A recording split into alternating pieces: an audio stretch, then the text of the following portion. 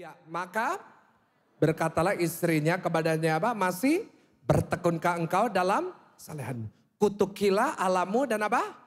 Nah, ini nih, lihat. Di sini kita lihat bahwa istri Ayub dipakai sama iblis untuk menjatuhkan Ayub. Karena memang apa yang terjadi? Ayub kehilangan semua hartanya. Ya kan? Tadi kehilangan lembu, kehilangan domba itu makanannya, lembu pekerjaannya, kehilangan onta itu alat transportasinya. 10 anak satu hari lagi pesta atapnya roboh. Dia kena sakit, satu badan kena borok. Satu badan kalau gatal garuknya harus pakai beling. Itu firman Tuhan yang mengatakan. Dia kehilangan semuanya, kesehatannya pun hilang. Tapi dia tetap hidup benar, dia tetap cinta Tuhan. Istrinya bilang, ngapain kamu ikut Tuhan? Ngapain kamu tetap hidup benar? Mati aja kamu. Nah lihat, kadang-kadang orang terdekat justru bisa dipakai iblis untuk menjatuhkan kita. Setuju nggak? Karena itu belajar jadi suami, jadi istri, jadi anak, jadi orang tua. Jangan dipakai iblis, senggol kanan kiri. Jangan dipakai iblis. Kadang-kadang yang paling melemahkan suami dipakai iblis siapa? Nggak ada yang berani ngomong ya sama istrinya ya.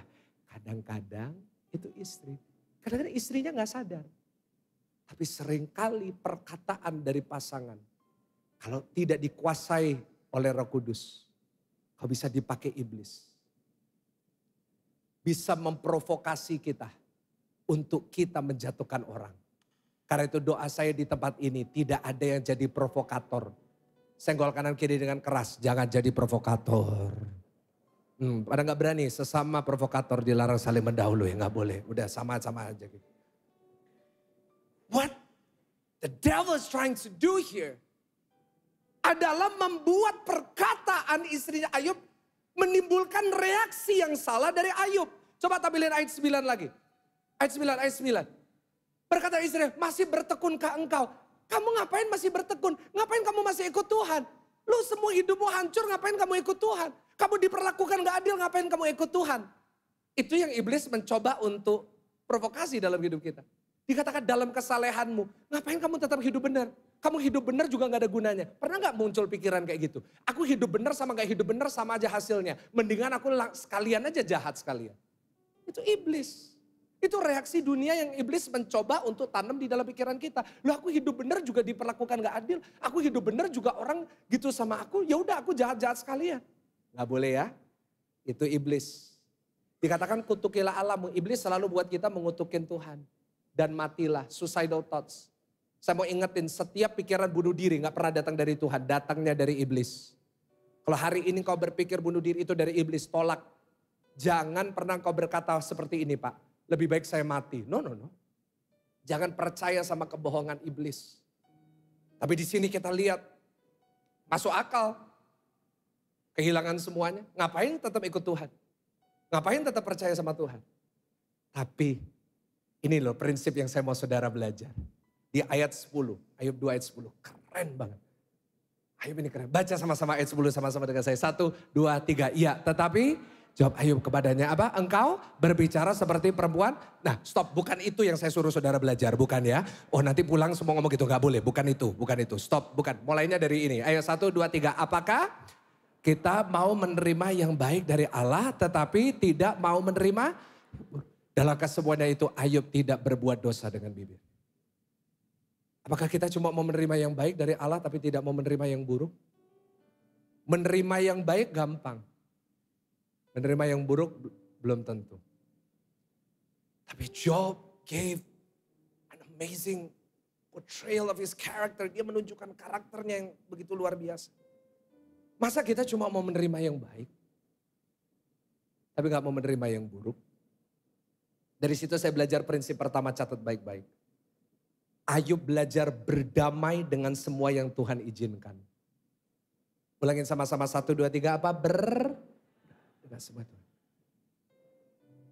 Baik itu good for me, baik untuk saya. Buruk bagi saya tetap harus berdamai dan menerima itu. Boleh katakan amin? Itu yang Ayub lakukan. Dia memang sudah ngalamin itu. What's done is done. Ya sudah terjadi, sudah terjadi. Anaknya udah gak bisa balik. Hartanya udah gak bisa balik. Semua udah kebakar sama api dari langit. Terus mau gimana? Mau hidup pahit? Mau hidup dalam amarah? Gak ada gunanya. Karena itu dia berkata kepada istrinya, dia berkata kepada istri yang menyuruh dia mengutuki Tuhan. Kita selama ini udah nerima yang baik. Masa sekarang hanya karena hal yang buruk sedikit aja. Kita mengutukin Tuhan. Bisakah kita berkata hal yang sama? Pak Bu, kita gak akan pernah bisa merubah apa yang sudah terjadi. Tapi kita bisa merubah sikap kita menghadapi apa yang sudah terjadi. Kalau kita mau bitter, kita mau jadi orang yang kepahitan, kita mau jadi orang yang penuh dengan amarah, kita gampang jadi orang temperamen, itu juga bisa. Tapi rugi sendiri. Tapi lah, kita harus belajar dari Ayub. Kita hari ini boleh menerima yang buruk sekalipun, kita tetap menerimanya. Kenapa? Karena kita percaya, boleh itu baik, boleh itu buruk. Tuhan sanggup mengubahnya, mendatangkan kebaikan bagi orang yang percaya. Yang percaya boleh kasih tepuk tangan yang lebih meriah, tepuk tangan yang paling dahsyat. Kok bisa ya Ayub punya prinsip gitu ya? Jawabannya ada di Ayub 1 ayat 21. Ini prinsip hidupnya. Ayub 1:21 gini, katanya dengan telanjang aku keluar dari kandungan ibuku. Dengan telanjang juga aku akan kembali ke dalamnya. Lanjut baca sama-sama 1, 2, 3. Tuhan yang apa saudara? Memberi. Tuhan yang mengambil, terpujilah. Tuhan yang memberi, Tuhan yang mengambil, terpujilah nama Tuhan. Keren banget gak sih? Kenapa dia bisa berdamai dengan semua yang Tuhan izinkan? Karena dia tidak merasa memiliki, ulangin sama-sama, dia tidak merasa apa saudara?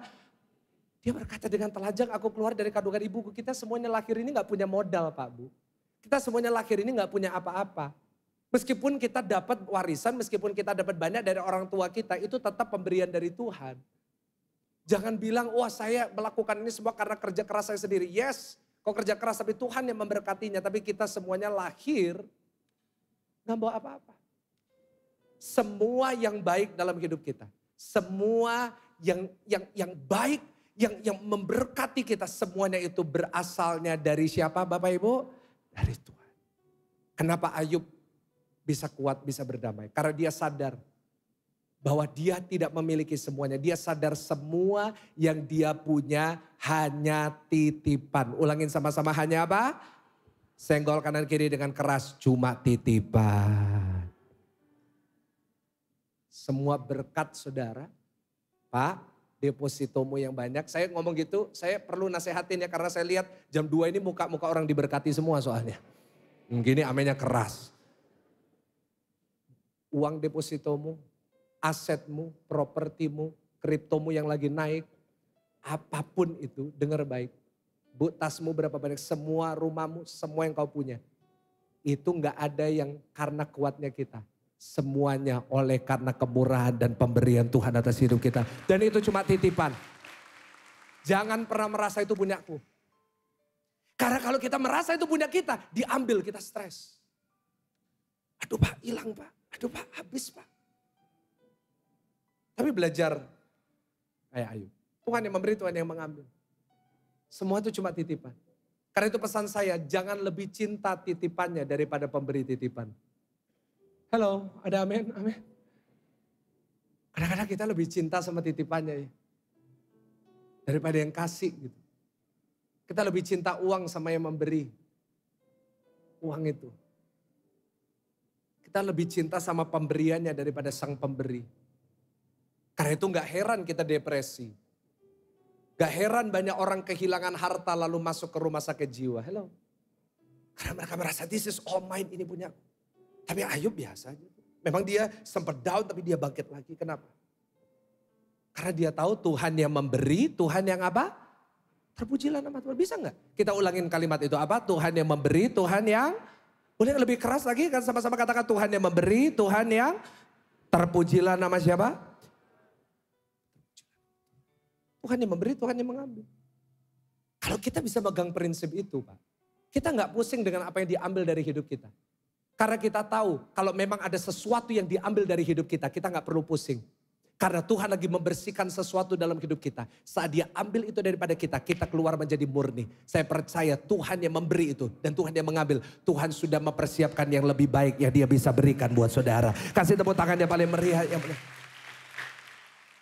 Apa yang hilang dari hidupmu? Cuma uang? Seberapa besar yang hilang dari hidupmu yang Tuhan gak bisa ganti? Seberapa banyak yang hilang dalam hidupmu yang Tuhan gak bisa kasih lebih baik. Boleh gak kita jangan gak bisa tidur hanya karena hal-hal seperti itu?